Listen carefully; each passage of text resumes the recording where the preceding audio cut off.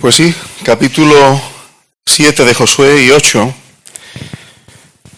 sucede algo, una historia que muchos de vosotros seguramente conocéis y tiene algunas enseñanzas que merece la pena tocar. Simplemente el principio a mí ya tiene algo que me choca. Hay un hombre llamado Acán, de la tribu de Judá, que va a cometer algo que Dios había prohibido hacer. Pero el versículo no empieza diciendo, un hombre de los hijos de Israel hizo esto. No, dice, los hijos de Israel, en plural, cometieron una prevaricación, es decir, una rebeldía en cuanto al anatema. Anatema es maldición. Algo anatema es algo maldito. Curiosamente, la palabra hebrea para anatema, maldito, también puede significar consagración. De hecho, hay cosas que son malditas porque han sido consagradas a dioses falsos, por ejemplo. O se han consagrado a abominaciones.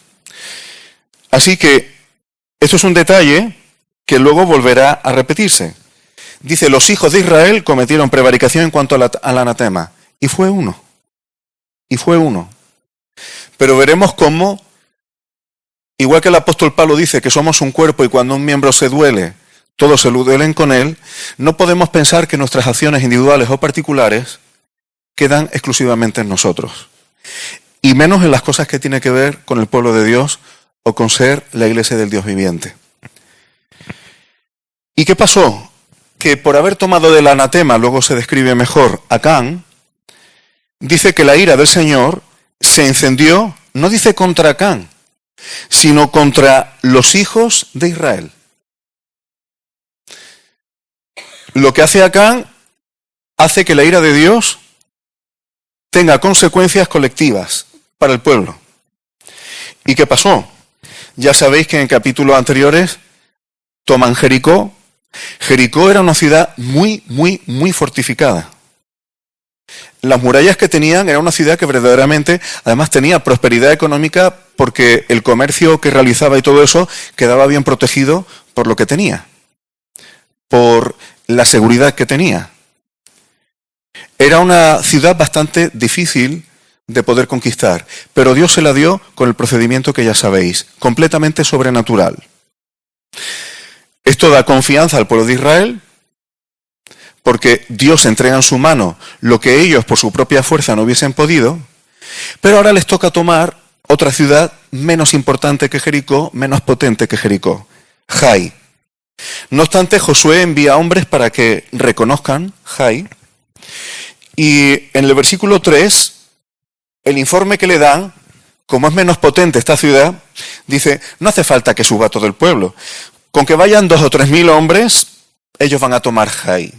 Es decir, ellos estaban calculando qué necesidad iban a tener ante una ciudad poco fuerte.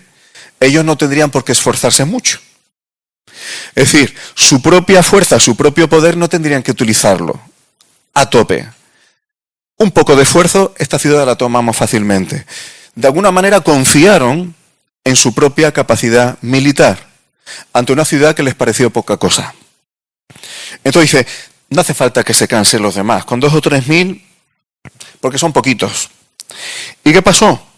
Que cuando fueron estos 3.000 a tomar Jai, salieron, como dicen los jóvenes de hoy día, por patas delante de ellos. Huyeron delante de los de Jai. De tal manera que los de Jai mataron de estos 3.000 a 36 hombres y derrotaron a Israel. ¿Qué es lo que pasó? Cuando esta noticia llega a todo el resto del pueblo, dice que el corazón de ellos desfalleció. Algo que ellos pensaban que podían haber hecho con su esfuerzo y que era fácil, relativamente fácil, son derrotados. ¿Cómo casa esto con la lógica? O sea, Dios nos ayuda ante una ciudad que para nosotros era imposible y con la que salimos derrotados de una forma humillante. El corazón de Israel desfalleció. Así termina el versículo 5. ¿Y qué es lo que hace Josué? Lo que debemos hacer cualquiera de nosotros cuando los esquemas se nos rompen todos. Josué rompió sus vestidos. No me estoy refiriendo a que nosotros rompamos nuestros vestidos. Esto era una forma de quebrantarse. Si cuando te pase algo no hace falta que te rasgues la camisa, como si fueras estuviera escuchando un buen cantado de flamenco.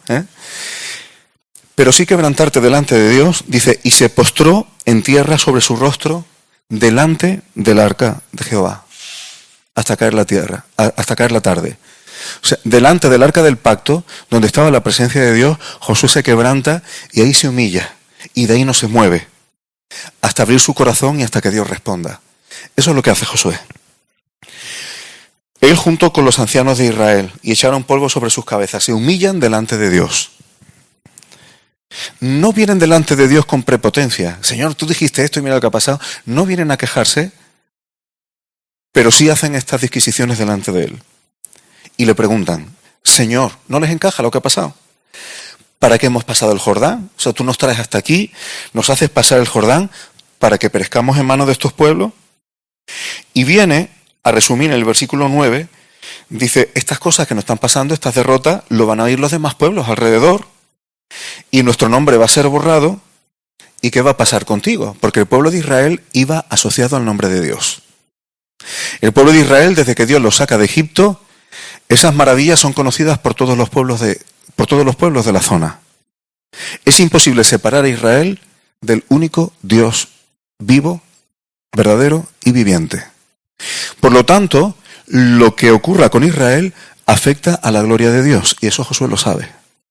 Y para mí es una de las claves de la oración. Porque ya no es orar por ti mismo, sino es orar en lo que afecta a la gloria y la reputación de Dios. Eso por un lado es responsabilidad nuestra en ciertas cosas, pero también es una llave de la oración cuando abrimos nuestro corazón delante de Él. Y ahora el Señor va y le revela a Josué lo que ha pasado. Josué habla con Dios y le da su perspectiva, porque él no tiene todos los datos, pero ahora viene Dios y dice, esto es lo que ha pasado. Israel ha pecado, fíjate, no dice Acán ha pecado. Israel, plural. De nuevo volvemos a lo plural. Y yo me pregunto, ¿será que la Iglesia tiene una responsabilidad en supervisar cómo viven sus miembros?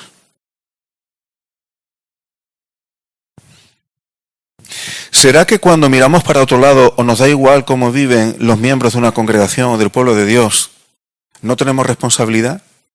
¿O eso no nos puede afectar? Me pregunto. Entonces dice Dios, Israel ha pecado, no dice Acán. Volvemos al tema de la colectividad. Y aún han quebrantado mi pacto que yo les mandé. Han tomado del anatema, Dios fue tajante en que de Jericó no tomasen absolutamente nada. No me voy a meter en esos detalles. Hay ciertas ciudades donde Dios deja viva a personas, o dicen de aquí podéis coger el botín, pero hay otras ciudades, y suele ir en correlación a la maldad de estas ciudades. Dice, aquí ni los animales pueden quedar vivos y no se os ocurra coger nada de ahí.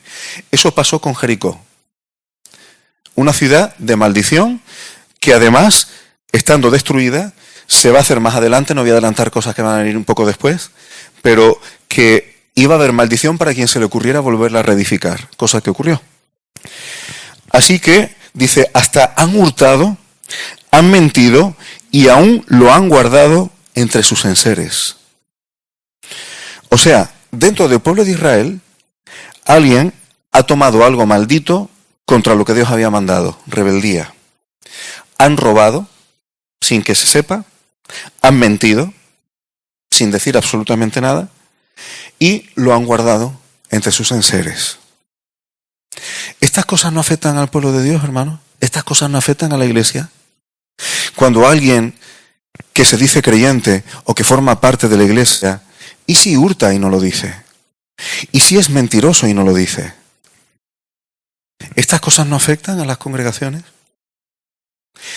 Por eso hay pasajes en el Nuevo Testamento que incluso los más ortodoxos rara vez suelen insistir. Os pongo un ejemplo. El apóstol Pablo dice, no os juntéis, ni aun comáis con alguien que si se llama hermano, fuere fornicario, fuere borracho, fuere avaro. A lo mejor con un fornicario abierto que lleva una vida escandalosa, simplemente para que no te salpique a ti eres capaz de no comer. Y menos si se dice cristiano. Igual por ahí pasas. Pero un avaro, alguien que se diga creyente, que su vida es dinero, dinero, dinero y dinero y dinero, y que donde invierto y esto y nada más que dinero, dinero y dinero, ¿comerías con él? ¿O es que en el fondo a veces seleccionamos los pasajes bíblicos con los que queremos ser ortodoxos y otros no? Luego veremos cómo Judas habla de cierto tipo de personas que son manchas, dicen vuestros ágapes. Es decir, cuando estáis juntos, cuando coméis juntos, cuando estáis fraternalmente, estas personas son una mancha ahí en medio.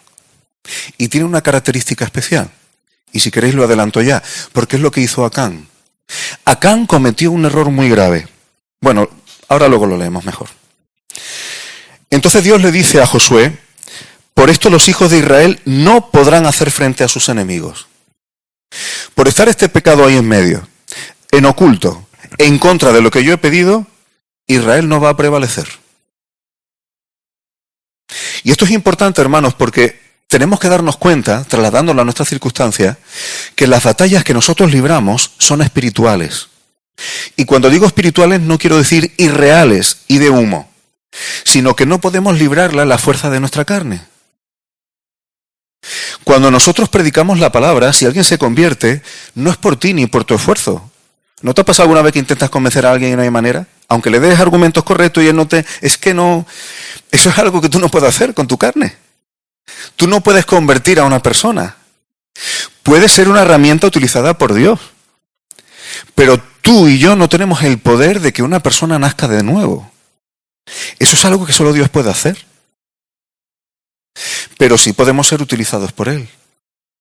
Cuando nosotros tenemos las batallas contra nuestra carne, ¿qué armas podemos utilizar?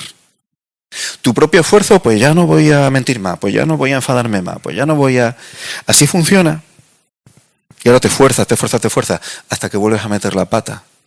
Nuestras armas, nuestra fortaleza, son espirituales en el sentido de que quien nos puede fortalecer para no estar vendidos es Dios. Pero si hay anatemas en nuestra vida o en nuestros entornos, podemos estar siendo debilitados y que Dios no nos esté fortaleciendo por culpa de esas cosas y a lo mejor no nos damos cuenta. Y luego venimos con interpretaciones. Ay, bueno, es que el Señor está permitiendo que pasemos por prueba, pero hay que confiar que al final el Señor... Y venimos con este tipo de cosas y a lo mejor no nos damos cuenta que estamos debilitados porque hay cosas ocultas que nos están maldiciendo por detrás y estamos siendo rebeldes a Dios. Y a lo mejor no somos todos. A lo mejor es 1, 2 o 3 o 4, pero más que suficiente para que una congregación pueda estar perdiendo la fortaleza espiritual para las batallas que tenemos que librar. Es un tema serio. Es un tema serio. Tenemos que pensar, hermanos, que si funcionamos como cuerpo, no podemos pensar que esto, y ayer lo hablábamos con algunos responsables, todo lo hacemos como el portátil. Tu salvación personal, tu vida personal, el Señor tiene un propósito para ti, el Señor te ama a ti, y nos hacemos el centro del mundo. Y hay que dejar de ser bebés, porque tenemos que darnos cuenta que lo que yo hago no me afecta solamente a mí. Afecta al cuerpo de Cristo también. Que lo que yo haga particularmente puede debilitar el pueblo de Dios.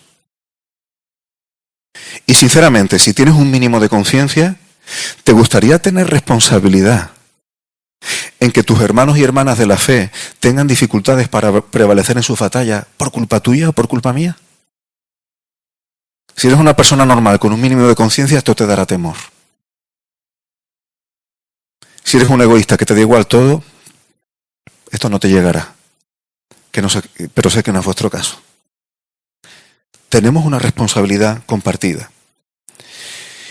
Y al ocurrir eso, Dios le dice a Josué, han venido a ser anatema. O sea, Israel ha venido a ser maldito porque dentro de Israel había un caso de anatema. Dicho de otra manera, todo Israel anatema porque había un anatema. Lo voy a decir en términos, como se dice en el Nuevo Testamento. Un poco de levadura leuda toda la masa. Pero nosotros pensamos que mi situación particular, bueno, mi lucha y tal, esto me lo concedo y tal, no puede leudar toda la masa. Y nos equivocamos.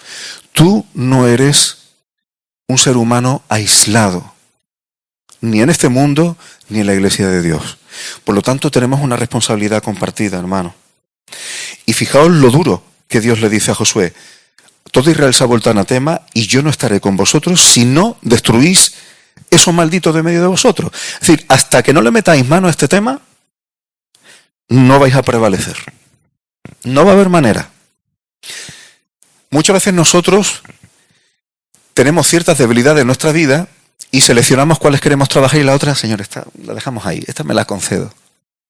Pero como Dios señale con el dedo una, olvídate de elegir tú cuál es la batalla que quieres librar, porque como Dios diga, por culpa de esto no vas a prevalecer, es mejor que se le meta mano a ese tema pronto, porque si no quedamos todos debilitados.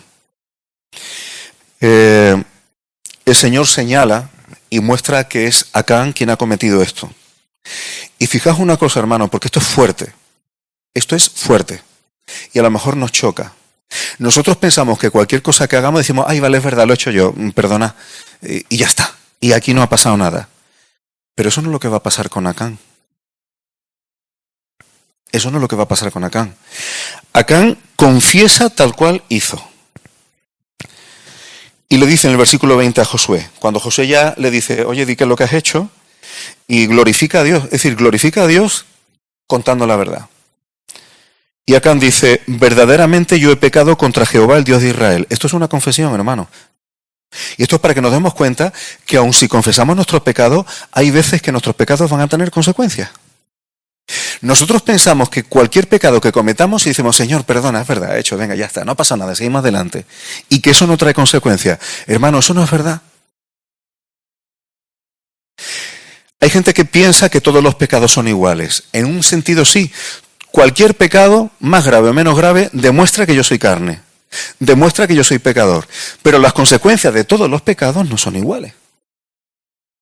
Hay pecados de muerte y pecados que no son de muerte. Hay pecados contra el prójimo, pecados contra mí mismo. Hay pecados contra Dios. Es decir, no todos los pecados son iguales. Hay grados y hay enfoques. Y nosotros pensamos que absolutamente cualquier cosa, si tú le dices: Señor, perdona y tal, no va a tener consecuencias. El Señor te podrá llegar a perdonar para que tu comunión con Él siga adelante.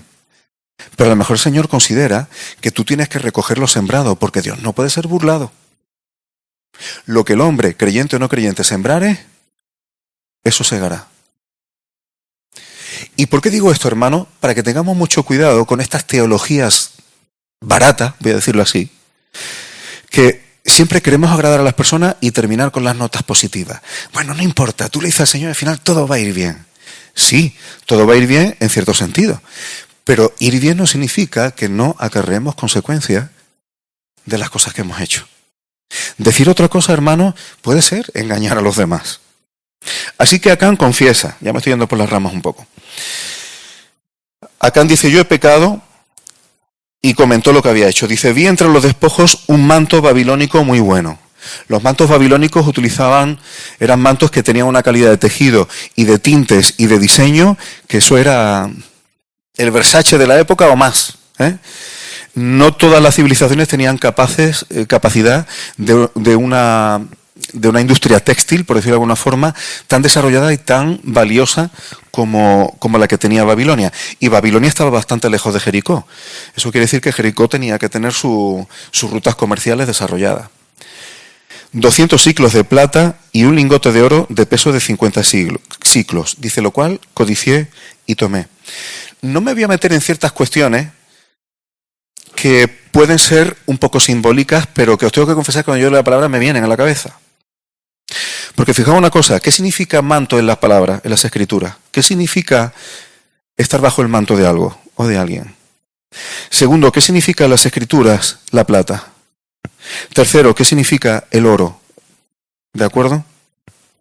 Entonces, simplemente lo digo como un fleco para que le pueda interesar, pero ojo que el que busque la autoridad de Babilonia, el que busque la redención de Babilonia y el que busque la gloria y la seguridad de Babilonia está vendido, está en anatema. Lo dejo ahí y no me meto, ¿vale? Simplemente por dar algún detalle más. Espero que alguien se dé cuenta por dónde voy, ¿eh? Pero no me quiero meter en esas posibilidades simbólicas. ¿Qué es lo que dice Acán? Estas cosas las codicié, las tomé y lo escondí debajo de tierra en mi tienda y el dinero debajo de ello. Hermano, lo grave que hace Acán, entre otras cosas, desobedeciendo a Dios, es que utiliza el formar parte del pueblo de Dios, el estar involucrado en el plan de Dios, en el ministerio de Dios, en los propósitos de Dios, lo está utilizando para apacentarse a sí mismo. Él está utilizando el participar en las victorias que Dios da espiritualmente para sus cuestiones de la carne personales y para apacentarse a sí mismo. En este caso, temas económicos. Y si me diera por tirar de este hilo, no hay personas que se involucran en las congregaciones o en organizaciones paraeclesiales porque hay un sueldo fácil, y encima que me respeten porque soy un siervo de Dios y me dedico a servir al Señor, pero con un sueldo. Ojo, que no digo que no sea digno. Pero ¿y si la motivación de involucrarte en esas cosas es meramente apacentarte a ti mismo? Acán aprovechó la fortaleza que Dios daba a Israel, el propósito que Dios tenía con Israel, para enriquecerse, para invertir para él y para los suyos. Él no estaba pensando en el reino de Dios, él no estaba pensando en que Dios no está utilizando para juzgar la maldad de otras naciones. Él no estaba pensando, estamos entrando en el reposo de Dios, estamos formando parte de la promesa que Dios hizo a nuestros padres. ¿Eso es lo que tenía acá en la cabeza? No. Ahora que nadie me ve, mira, este manto vale lo suyo. Qué bueno es el Señor que me ha dejado encontrarlo. El Señor me está bendiciendo. Fíjate, acabo de encontrarme X ciclos de plata, esto de oro. Hermano, mucho cuidado con no utilizar la iglesia de Dios, el ministerio de Dios o los dones que Dios nos da, y vuelvo a insistir, la Biblia avala que el obrero es digno de su salario. Pero también avala de que ese no es el motivo. El salario no es el motivo por el que uno sirve al Señor. Mucho cuidado con no utilizar la iglesia de Dios para los apetitos de mi carne, porque encuentres un contexto donde te resulte más sencillo. Eso es lo que hizo Acán, y las consecuencias fueron gordas. Él, su familia, hasta sus animales y todo lo suyo, hasta las cosas que cogió, todo muerto y quemado. Ojo, los que dicen, el pueblo de Dios nunca practicaba la cremación. ¿Qué hicieron con esos cuerpos? Pero bueno, eso lo dejo también como un apunte. Estos mitos que a veces repetimos, claro, no era un horno de 800 grados, pero eso de que Israel nunca... Ahora, hermano, Judas dice, algunos hombres, disculpa que me estoy alargando un pelín, Judas, el único capítulo que tiene, por eso no estoy diciendo el capítulo, en el versículo 4, dice, algunos hombres han entrado encubiertamente. Es decir, en medio de la iglesia de Dios, personas encubiertas. Los que desde antes habían sido destinados para esta condenación, impíos. Una persona impía es que no quiere una vida piadosa delante del Señor, no es lo que le interesa. Convierten en libertinaje la gracia de nuestro Dios. Esto lo hemos hablado otra vez, de la cantidad de gente que piensa que la gracia del Señor Jesucristo es para que tú peques, pero no pasa nada porque Dios te sigue amando. Eso es una burrada. Y eso lo dice la palabra que el que piensa así ha sido puesto para condenación. Tela, ¿eh? Anda, cuando alguien te vea con esta frase, dile, oye, ha sido puesto para condenación, te lo voy a leer. Y le da un sablazo bíblico. ¿Y qué pasa cuando yo utilizo la gracia de Dios para apacentarme a mí mismo o como una excusa para el libertinaje? Dice, niegan a Dios el único soberano. Cuando yo hago eso, o si yo hago eso, estoy negando el señorío del Señor. Lo estoy negando, porque me estoy haciendo yo el Señor. Estás usurpando su sitio y a nuestro Señor Jesucristo. Y dice, hay de ellos, versículo 11, porque han seguido el camino de Caín, envidia. Y se lanzaron por lucro en el error de Balaam, codicia. Y perecieron en la contradicción de Coré, querer alcanzar puestos. Lo que se dice en el mundo, ser un trepa. Pero estas cosas no pasan en las congregaciones, ¿verdad? En las congregaciones no hay envidia, en las congregaciones no hay personas que quieren ser trepa y que quieren ocupar puestos, en las congregaciones no hay personas con codicia, sí las hay. Pero ojo, muchos entran encubiertamente con estas intenciones. Lo declara las Escrituras, hermanos, son avisos. Y dice el 12, estos son manchas en vuestros ágapes que comen impúdicamente con vosotros. Y ahora viene lo que hemos dicho antes, se apacientan a sí mismos. Jesús le dijo a Pedro, ¿me amas? Sí, Señor, sabes que te amo, apacienta a mis corderos. Si tú amas al Señor, apacientas la iglesia de Dios, apacientas los corderitos del Señor, apacientas las ovejas del Señor. Si tú amas al Señor, si tú no amas al Señor y estás en contextos de iglesia, te estás apacentando a ti mismo. Y bueno, y sigue diciendo más cosas. ¿Qué características tienen estas personas? Son murmuradores. Esto no pasa en las congregaciones. Querellosos, pendencieros. Esto no pasa. Que andan según sus propios deseos. No andan según la voluntad de Dios, sino según sus propios deseos particulares. Eso sí, cuya boca habla cosas infladas. Ya se conocen la jerga evangélica. Ya saben que Dios te bendiga, hermano, que la paz del Señor sea contigo. Saben qué palabras tienen que decir para quedar muy bien. Te mandan el versiculito, saben lo que tienen que decir. Inflan lo que tienen que inflar. Pero su corazón está oscuro. Adulan a las personas para sacar provecho. Hermano, hay Acán en las congregaciones. Y mirar para otro lado, lo único que puede significar es debilidad. Capítulo 8. Josué hace un altar según Dios pide que se haga el altar. Ahora, simplemente un detalle y termino con esto. Ya lo había dicho Moisés, están en Siquem y tienen a la izquierda el monte Ebal para las maldiciones y a la derecha Jericín para las bendiciones. Allí hay que leer la ley, porque la ley tiene maldiciones y bendiciones. El pacto con Dios tiene bendiciones y maldiciones. Cristo cargó las maldiciones que nos alejaban de Dios definitivamente. Pero eso no quiere decir que en esta vida terrenal, por desobedecer al Señor, no podamos acarrear maldiciones. En forma de disciplina o recoger lo que sembremos. Cuando nosotros prediquemos el andar en el Señor y el pacto con el Señor, siempre hay que dejar claras estas cosas. Y lo dice la palabra, conoce la bondad y la severidad de Dios. Pero muchas veces solamente queremos hablar de la bondad de Dios. Pero cuando Dios se pone severo también. Hay que predicar a Dios completamente, a Cristo completamente. No solamente la parte que la gente quiera oír. Completo, un evangelio completo. Ahora, ¿dónde edifica Josué el altar? ¿Dónde va a haber sacrificios? ¿En qué monte?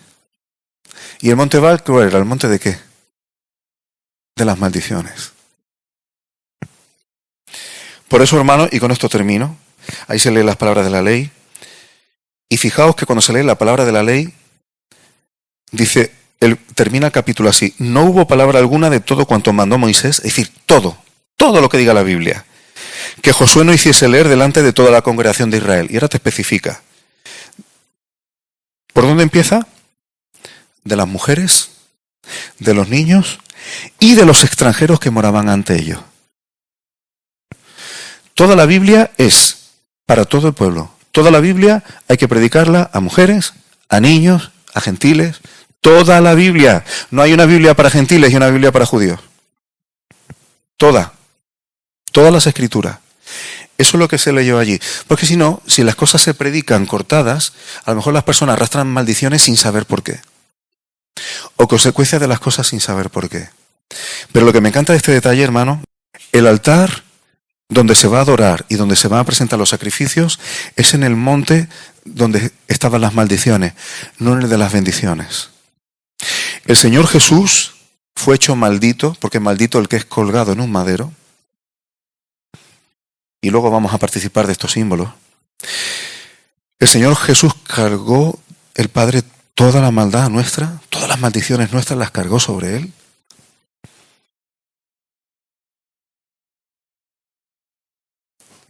Porque el pacto tiene estas dos cosas. Y el altar es levantado donde nosotros no tenemos capacidad para defendernos de las maldiciones. Porque ya lo hemos dicho antes, la carne no puede. Pero Cristo puede reconciliarnos. Y Cristo no solamente puede reconciliarnos, sino que también puede darnos poder para andar en bendición. Igual que la cruz de Cristo trata con la maldición, el Espíritu de Cristo trata con las bendiciones. No solamente para no cargar eternamente las consecuencias de nuestros pecados, sino para que aún en esta vida podamos andar en Cristo, podamos vivir en la fe del Hijo de Dios y podamos recibir bendiciones no solamente porque nos convenga, sino como luz y como expresión de la santidad, de la voluntad de Dios y como Dios verdaderamente nos ama. Así que el Señor nos guarde, que el Señor nos dé sabiduría con su palabra y que podamos meditar. Yo sé que cuando comento muchas cosas, muchas se van a olvidar. Pero si alguna de estas cosas, hermano, tú crees que es del Señor, que está en la palabra, o que tú necesitas escucharla, no piense que la he dicho yo porque yo no soy nadie, sino piensa que a lo mejor es el Señor quien nos lo está poniendo aquí delante para que lo consideremos. Bendito sea su nombre.